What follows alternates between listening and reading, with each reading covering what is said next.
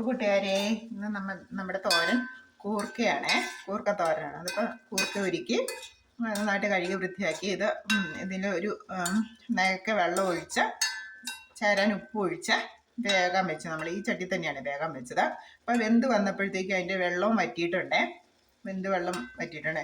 ഇനി നമ്മൾ ഇത് ചെയ്യാനുള്ളത്, നമ്മൾ ലേശം മഞ്ഞൾപ്പൊടി ചേർക്കാം. നമ്മളൊരു മെഴുക്കുവരട്ടി ആയിട്ടാണ് വയ്ക്കുന്നത്. തേങ്ങ അരച്ചും വയ്ക്കാം.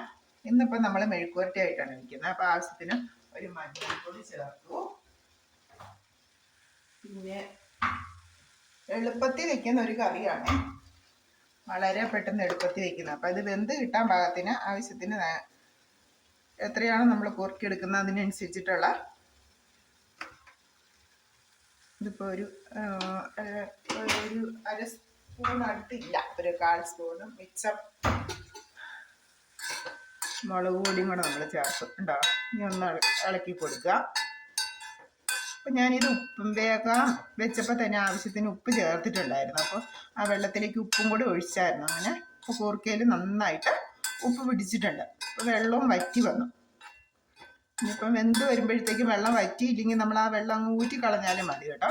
എന്നിട്ട് ഇതുപോലെ ആവശ്യത്തിന് എരിവിന് ആവശ്യത്തിന് മുളക് പൊടിയും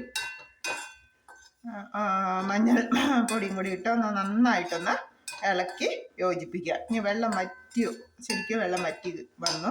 നന്നായിട്ട് മുളകൊക്കെ പിടിച്ച് കഴിയുമ്പോഴത്തേക്ക് നമുക്കിതിലേക്ക് അല്പം വെളിച്ചെണ്ണയും കൂടി ഒഴിച്ചു കൊടുത്ത് ഇളക്കി കഴിഞ്ഞാൽ സെറ്റ് കറിയാണ്. ഇപ്പം നമുക്ക് ഈ കൂടെ വേണമെങ്കിൽ തേങ്ങാക്കൊത്തി ചേർക്കാം. ഇപ്പം തേങ്ങാക്കൊത്തിലേക്ക് എരിവൊക്കെ പിടിച്ചിട്ടുണ്ടാവും. നമ്മളിനി വെളിച്ചെണ്ണയും കൂടി ഒഴിച്ച് ഒന്നുകൂടി ഒന്ന് ഇളക്കിയെടുക്കുന്നു. വളരെ പെട്ടെന്ന് എല്ലാവർക്കും ചെയ്തെടുക്കാൻ പറ്റിയൊരു കറിയാണ്. ഉണ്ടോ? അപ്പോൾ ആ എരിവ് ഒക്കെ ഒന്ന് മുളകിൻ്റെ എരിവും എണ്ണ ഒഴിച്ച് കഴിയുമ്പോഴത്തേക്കും ഇതിലേക്കാകും. അപ്പോൾ ഈ എണ്ണയും മുളകും ഉപ്പും എല്ലാം അവിടെ പിടിച്ച് കഴിഞ്ഞാൽ നമുക്ക് സൂപ്പർ മെഴുക്കുവരട്ടി വളരെ പെട്ടെന്ന് തയ്യാറാക്കാൻ പറ്റുന്നതാണ്.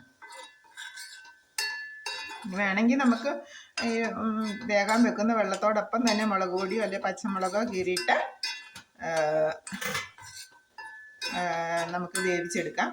അങ്ങനെ വേണം. എരിവുണ്ടെങ്കിൽ വെള്ളം വറ്റി വന്നു കഴിയുമ്പോഴത്തേക്ക് നമ്മൾ എണ്ണ ഒഴിച്ച് ഇളക്കി വാങ്ങിയാൽ മതി. ഇതുണ്ടോ? സൂപ്പർ കറി. ഇനി അന്നേരം ഉപ്പ് ചേർന്നില്ല എന്ന് വരികില്ല, നമ്മൾ ഇപ്പം ഈ സമയത്ത് ഇച്ചിരി ഉപ്പ് നീരോ ഒരു ഉപ്പ് പൊടിയോ ഇട്ട് കൊടുത്താൽ മതി. ഞാൻ എപ്പോഴും ഉപ്പ് നീരാണ് ഒഴിക്കുന്നത്.